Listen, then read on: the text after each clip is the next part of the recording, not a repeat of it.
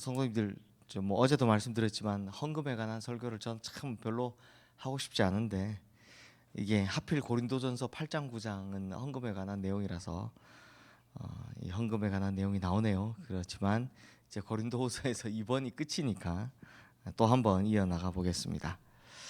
성도님들, 바울이 고린도 교회 성도들에게 헌금을 요청하는 데 있어서 가장 잘한 것이 뭐냐? 자기를 위해서 헌금을 해달라든지 혹은 자기 감정에 근거해서 요청하지를 않았다라는 겁니다. 그래서 고린도후서 9장에서 바울은 철저하게 성경적 원리의 헌금에 대해서 설명을 하고 있는데요. 이렇게 하면 문제될 것이 없다라는 이야기를 하고 있는 겁니다. 왜냐? 하나님의 말씀에 근거하고 있기 때문입니다.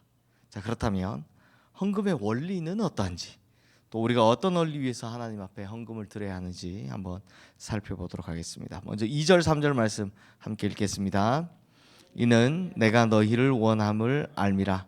내가 너희를 위하여 마게도냐인들에게 아가야에서는 1년 전부터 준비하였다는 것을 자랑하였는데 과연 너희의 열심이 퍽 많은 사람들을 분발하게 하였느니라. 그런데 이 형제들을 보낸 것은 이 일에 너희를 위한 우리의 자랑이 헛되지 않고 내가 말한 것 같이 준비하게 하려 함이라. 자, 성도님들, 고린도 전서 16장에서 봤듯이 바울은 어려움에 빠진 예루살렘 교회를 위한 연보를 모으자라고 권면을 했었습니다. 이때부터 이제 고린도 교회 고린도 후서를 쓸 때까지 약 한 1년 정도의 시간이 걸렸으니까요. 이제 바울이 이제 그때 모았던 걸 달라라고 이야기하는 겁니다. 그러니까 무슨 말이냐? 바울이 말한 헌금의 첫 번째 원리는 뭐다? 준비하여 드리라라는 겁니다. 제가 어릴 때 제가 중등부 다닐 때 이제 우리 선배 형들한테 뭐 이렇게 예배 마치면 이렇게 끌려 올라가서 이제 옥상에 끌려 올라가가지고 혼나고 할 때 그때 이게 저희가 혼났던 것 중에 하나가 뭐냐면 예배 드리기 직전에 그때는 이제 헌금 이제 함을 돌리는 그런 시절이었지 않습니까? 이렇게 돌리면 막 그때 막 주머니에서 막 헌금을 찾는 겁니다. 그러면 이제 그 선배들이 와가지고 그렇게 하지 말고 준비해놨다가 딱 준비해놨다가 성경책에 꽂아두든지 딱 준비해놨다가 그때 하나님 앞에 드리라 이렇게 그랬던 이야기들이 기억이 납니다. 그때는 그냥 뭐 왜 저러나 그냥 혼나니까 싫어서 그렇게 이야기했는데 지금 생각해 보면 그게 굉장히 맞는 말이구나라는 생각이 듭니다. 즉 하나님께 드릴 준비가 되지 않은 것, 그냥 주머니 뒤져서 있으면 하고 없으면 없네 그냥 안 하고, 이런 것들은 제대로 된 헌금이 아니다라는 겁니다. 성도님들, 준비하는 사람이 유익을 누리게 돼 있습니다. 기도로 준비하면서 이 물질은 내 것이 아니라 원래 하나님 것인데 이걸 주셔서 감사합니다 라는 마음을 담아서 드리는 것, 그런 사람이 하나님께 은혜 받게 돼 있기 마련이다라는 겁니다.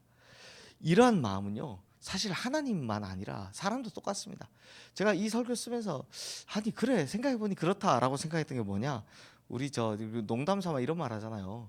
뭐 길 가다 주웠다, 뭐 누가 선물 줄 때 야 길 가다 주웠다, 진짜 길 가다 주워온가 하고, 아니면 나를 기억해서 정성스레 준비한 선물하고 어느 거 받는 게 더 기분이 좋습니까? 당연히 후자 아닙니까? 누가 선물 주면서 틱 던져주면서 그냥 길 가다 주웠다, 이게 기분이 나쁘잖아요. 근데 나를 기억해서 네가 그때 이게 필요하다 그래서 내가 정성스럽게 이걸 준비했어, 얼마나 기분이 좋습니까? 마찬가지입니다. 하나님도. 그러므로 하나님은 사실 이 예물을 받으시는 분이 아니라 우리의 마음을 받으시는 분이시기 때문에 그렇습니다. 우리의 마음이 얼마나 잘 준비되어 있느냐, 이걸 중요하게 보신다는 겁니다. 또한 이렇게 마음을 다하여 준비한 예물은 이제 주변 사람들에게도 선한 영향력을 끼치게 되어 있는데요.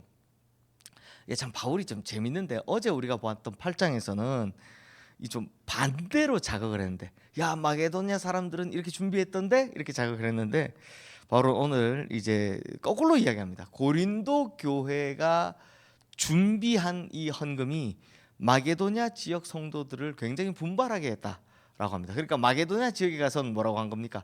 저 보니까 고린도 교회는 잘하던데 이제 이런 식으로 이제 했다라는 겁니다.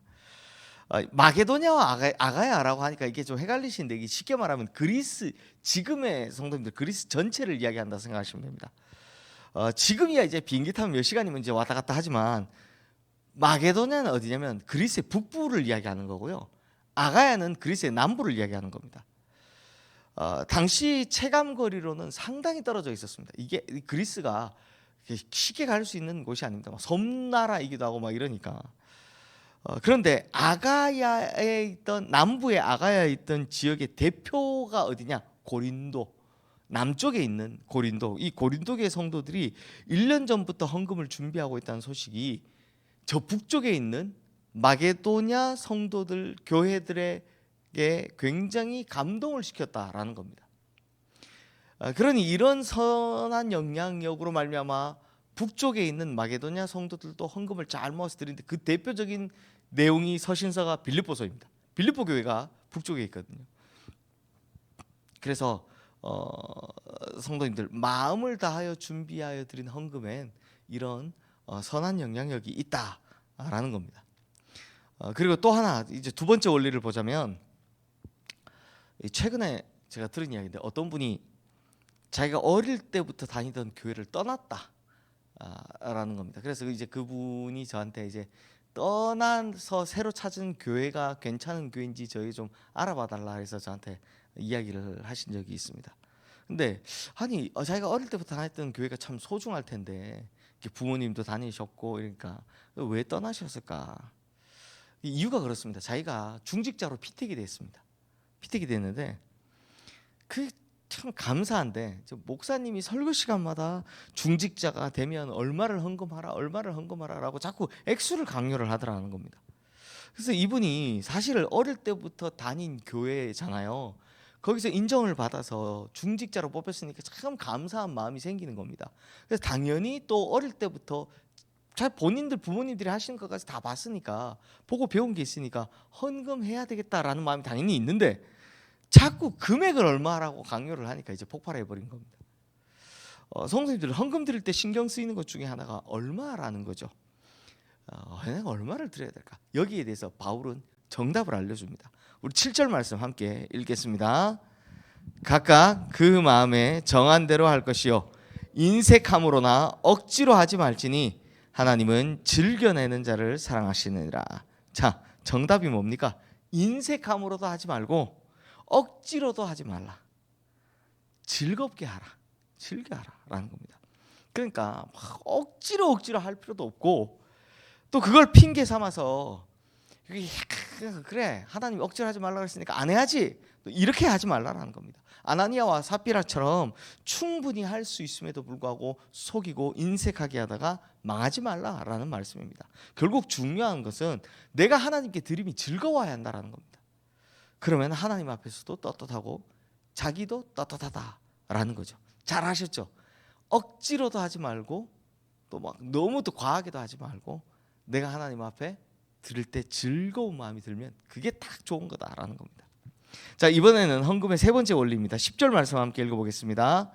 심는 자에게 씨와 먹을 양식을 주시는 이가 너희 심을 것을 주사 풍성하게 하시고 너희 의의 열매를 더하게 하시리니. 자, 헌금의 세 번째 원리, 헌금을 드리는 자를 하나님께서 풍성하게 하실 것이다 라는 겁니다. 이게 아멘이 나오는 이야기지만 또 너무 사건 같은 소리 같죠. 그런데요 성도님들, 이 말씀의 속뜻을 보면 다릅니다. 자, 이 말씀에 담겨져 있는 이면의 뜻이 뭐냐? 헌금은 사람에게 하는 것이 아니라 하나님께 드리는 것이다 라는 겁니다. 하나님께서 받으시고 하나님께서 나의 형편을 살펴주셔서 내 인생을 풍성하게 하실 것이다 라는 이 믿음으로 드려야 한다는 겁니다.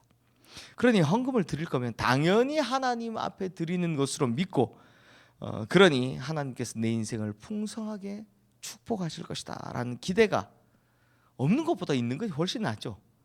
그렇지 않습니까? 자, 성도님들 분명히 말씀드리지만 헌금은 원래 교회나 사람에게 하는 것이 아니고요 하나님께 드리는 겁니다.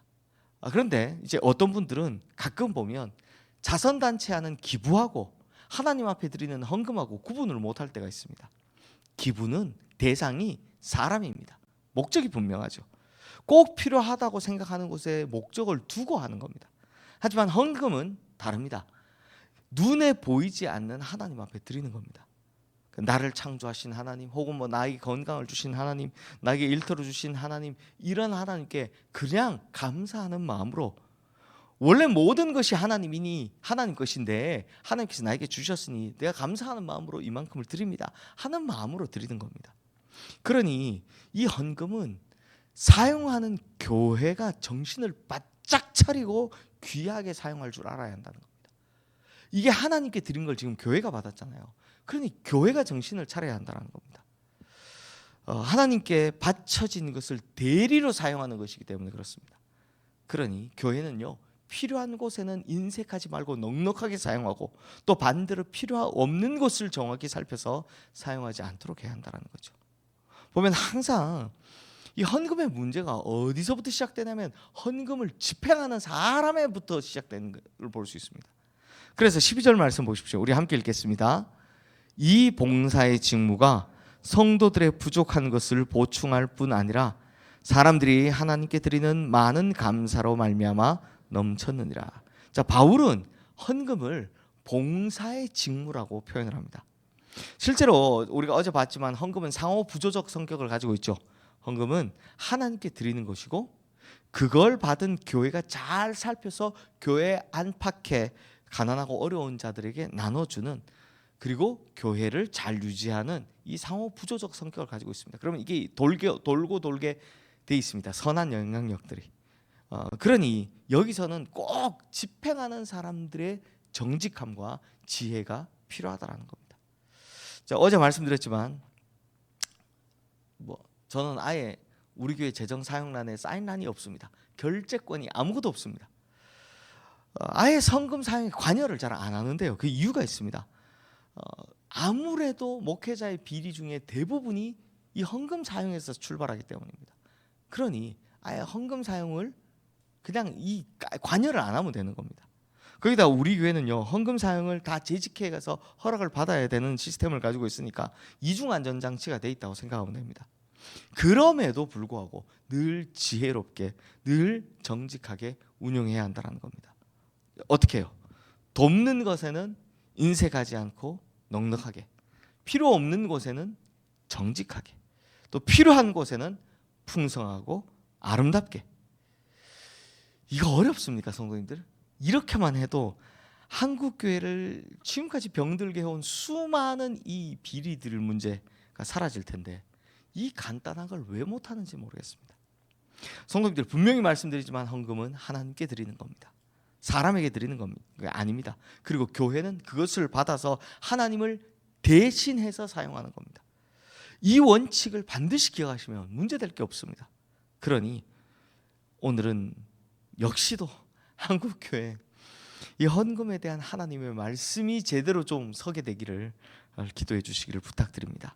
다시 말씀드리지만 드리는 자는 내 모든 것이 하나님의 것임을 인정하는 마음으로, 또 내게 주신 것에 대한 감사한 마음으로, 당연히 기쁨으로 준비하여 드려야 함을 잊지 마시고, 또 그걸 받은 교회는 하나님을 대신해서 사용하는 것이므로 엄중한 책임감과 정직함을 가지고 사용할 수 있도록 그렇게 사용하게 되기를 주님의 이름으로 축원합니다. 특히 한국 교회가 제발 헌금을 돈으로 보고 욕심을 내다가 서로 분쟁이 일어나 싸우지 않게 되기를 주님의 이름으로 축원합니다. 이 시간 오늘 주신 말씀 기억하며 우리 함께 기도하겠습니다.